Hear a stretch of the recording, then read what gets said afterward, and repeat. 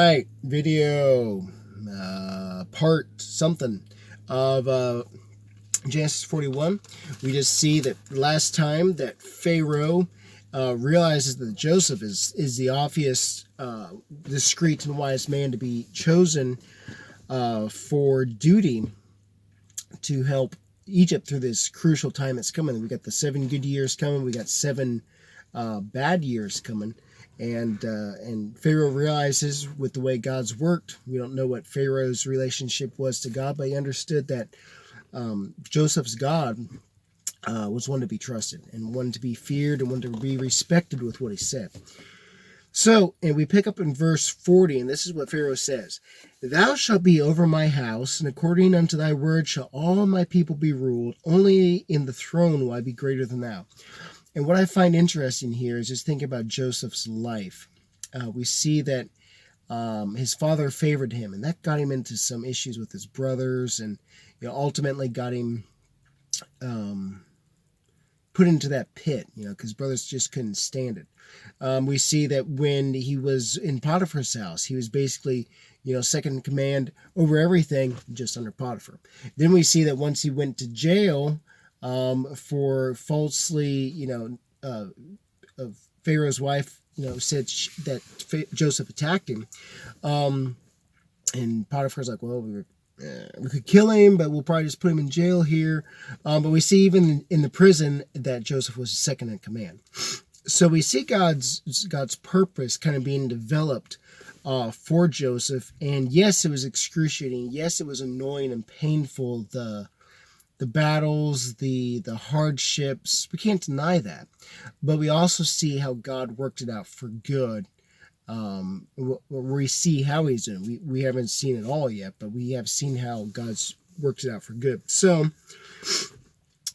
just fascinating to see that. So don't give up hope. If you're in your Christian life right now and things are just kind of down in the dumps, don't give up hope. You have no idea how God's going to use the circumstances and be able to use you if you just stay obedient like Joseph was. So hang in there. Don't give up on God. He's working way above what you can tell. So just hang in there and be willing to learn along the way. So here we go.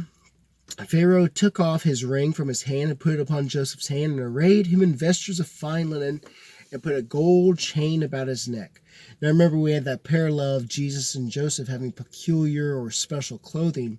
And once again, we see Joseph start out with special clothing to just signify him as, wow, Joseph, the special guy. And now it's come full circle again.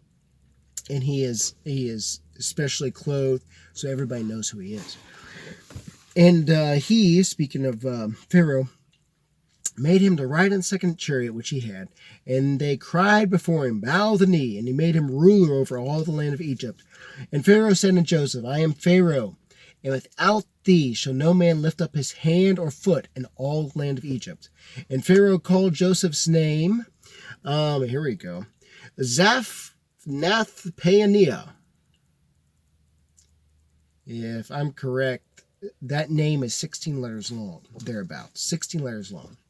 And he gave him to wife Asenath, the daughter of Potiphar, priest of On. And Joseph went out over all the land of Egypt.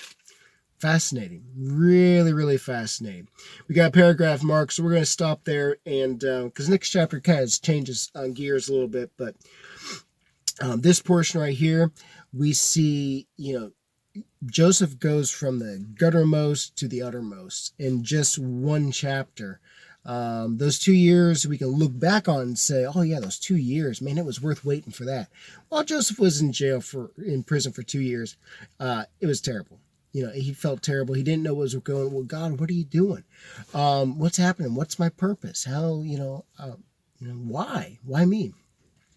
But we see in just a few short verses how God brings him out to serve a greater purpose. So we'll finish up this chapter in the next video, and we're moving right along. Only got 2 chapters done, but hey, that's the way it works.